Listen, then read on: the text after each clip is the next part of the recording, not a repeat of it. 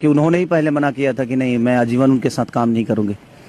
तो शायद अब उनका अपना विचारधारा हो बदल गया हो, या अब क्या सिचुएशन था नहीं पता, बट वेलकम है। अगर वो करना चाहती हैं तो मैं किसी को मना करने वाला कौन होता हूँ। मीडिया ने खेसारी लाल यादव से सवाल कर दिया है कि काजल राघवानी जो है आपके साथ काम करना चाहती है, क्या आप भी उनके साथ काम करना चाहते हैं? खेसारी लाल यादव सीधे सीधे हाँ बोल देते हैं।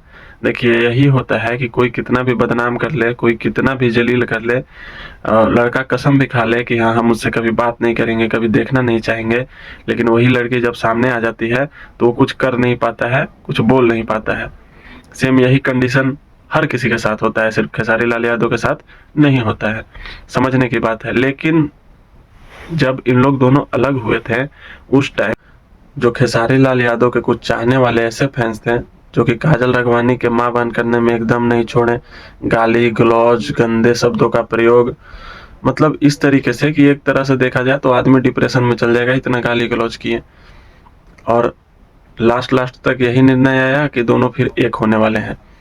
तो इसमें हुआ क्या, इसमें आप अपने माता पिता का जो संस्कार था वो शो किए और इस तरीके से गाली गलौज किए, जबकि आपके घर में भी एक काजल राघवानी जैसी आपकी बहन है, आपकी माता है, लेकिन उसके बाद भी लोग पता नहीं क्यों आपसी मतभेद में माँ की गाली देना, बहन की गाली देना कहाँ तक सही है?